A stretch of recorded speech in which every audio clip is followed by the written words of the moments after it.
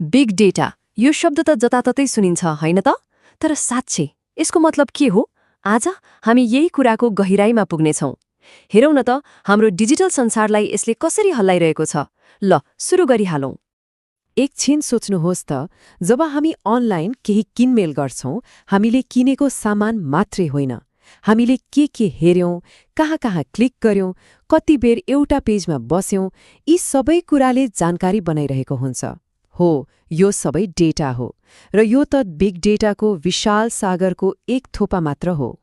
2.5 एक्जाबाइट्स, यो संख्या सुन्दा कस्तो लाग्यो?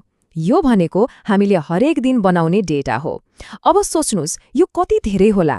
कल्पना गर्नुहोस् त, यदि यो सबै डेटालाई एचडी फिल्म बनाएर राख्ने हो भने त्यसले पूरै पृथ्वीलाई 1-2 पटक होइन 45 पटक ढाक्न सक्छ। हो, यही डेटाको बाढी नै हो बिग डेटा, र यसले चुनौती र अवसर दुवै सँगसँगै ल्याएको छ।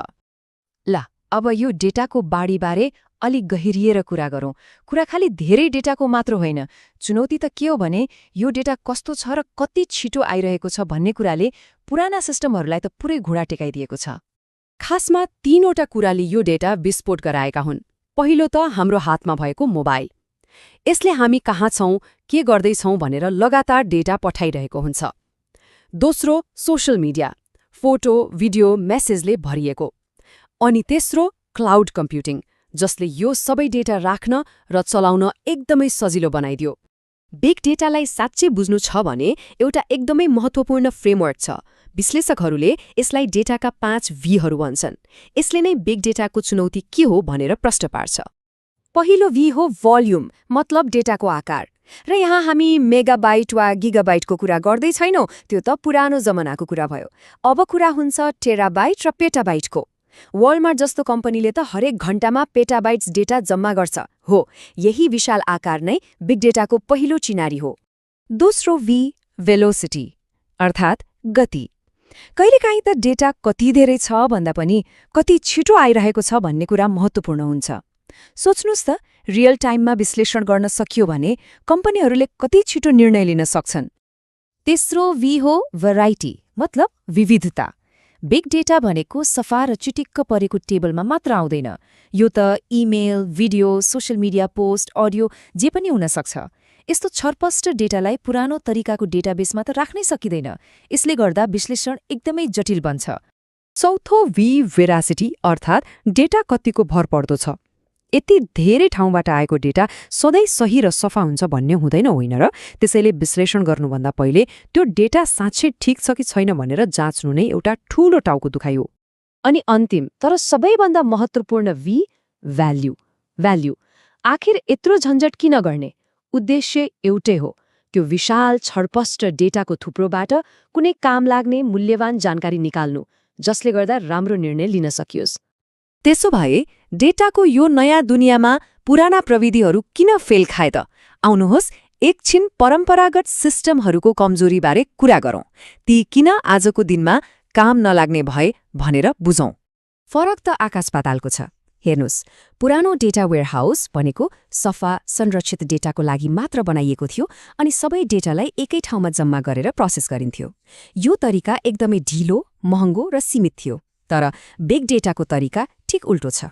यसमा डेटा जहाँ छ त्यही बाँडेर प्रोसेस गरिन्छ। त्यसैले यो छिटो छ, लचिलो छ र जति बढाए पनि हुन्छ। यो भनाइ नै बिग डेटा क्रान्तिको मूल मन्त्र हो। पुरानो नियम थियो, डेटालाई कम्प्युटरसम्म ल्याऊ, तर नयाँ नियम छ, कम्प्युटरलाई नै डेटासम्म लैजाऊ। सोच्नुस् त, पेटाबाइट्स डेटा यताउता सार्नुभन्दा कम्प्युटरलाई नै डेटा भएको ठाउँमा पठाउनु कति सजिलो हो। यही सोचको परिवर्तनले नै आज ठूलो डेटाको विश्लेषण सम्भव भएको हो। ल, पुराना सिस्टमले काम गर्दैनन् भने समाधान के त? अब हामी ती नयाँ र क्रान्तिकारी प्रविधिहरूबारे कुरा गर्नेछौँ जसले बिग डेटालाई सम्भव बनाए। र यहाँ आउँछ हडुप। यो बिग डेटाको जग हो भनौँ न। यसलाई यसरी सोच्नुहोस्, यो एउटा यस्तो सिस्टम हो जहाँ हजारौं सामान्य सस्ता कम्प्युटरहरूलाई जोडेर एउटा सुपर कम्प्युटर जस्तै बनाइन्छ। यसले डेटा स्टोर गर्न र प्रोसेस गर्न दुवैको लागि एकदमै भरपर्दो र शक्तिशाली समाधान दिन्छ। हडुपको डेटा राख्ने तरिकालाई एचडीएफएस भनिन्छ। यसले के गर्छ भने ठूलठूला फाइलहरूलाई साना साना टुक्रामा बाँड्छ अनि कुनै एउटा कम्प्युटर बिग्रिहाले पनि डेटा नहराओस् भनेर हरेक टुक्राको 3-4वटा कपी बनाएर अलग अलग कम्प्युटरमा राख्छ। यसले गर्दा डेटा एकदमै सुरक्षित रहन्छ। अनि डेटा प्रोसेस गर्नको लागि हडुपले म्याप रेड्युस भन्ने इन्जिन प्रयोग गर्छ। यसले कुनै पनि ठूलो कामलाई 2 चरणमा बाँड्छ। पहिलो म्याप, जहाँ कामलाई ससाना भागमा बाँडेर सबै कम्प्युटरले एकैचोटि गर्छन्। दोस्रो रिड्युस, जहाँ ती सबै साना साना कामको नतिजालाई एकै ठाउँमा जम्मा गरेर फाइनल रिजल्ट निकालिन्छ। यसले विश्लेषणलाई एकदमै छिटो बनाइदिन्छ। अघि हामीले डेटाको भेराइटी वा विविधताको कुरा गरेका थियौं, याद छ? हो, त्यही इमेल, भिडियो जस्तो छरपष्ट डेटालाई व्यवस्थापन गर्नको लागि NoSQL डेटाबेसहरू बनाइएको हो। NoSQLको पूरा रूप हो नट ओन्ली एसक्यूएल। यी डेटाबेसहरू पुराना एसक्यूएल डेटाबेस जस्तो कडा नियममा बाँधिएका हुँदैनन्। त्यसैले जस्तोसुकै डेटा पनि सजिलै राख्न सकिन्छ। NoSQL आफैमा एउटा मात्र समाधान भने होइन। यसका पनि विभिन्न प्रकार छन्, जस्तो कि की भ्याल्यु, कलम, डकुमेन्ट र ग्राफ। हरेकको आफ्नै विशेषता छ। जस्तै सोशल नेटवर्कको साथीहरूको सम्बन्ध पत्ता लगाउन ग्राफ डेटाबेस एकदमै शक्तिशाली हुन्छ। ल, यति धेरै प्रविधिको कुरा गरियो, तर आखिरमा यसको फाइदा के त? अब हेरौँ बिग डेटा एनालिटिक्सले हाम्रो वास्तविक जीवनमा विभिन्न क्षेत्रमा कसरी प्रभाव पारिरहेको छ।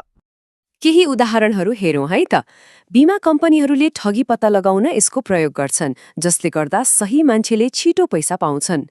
पसलहरूले ग्राहकको बानी बुझेर राम्रो सेवा दिइरहेका छन्।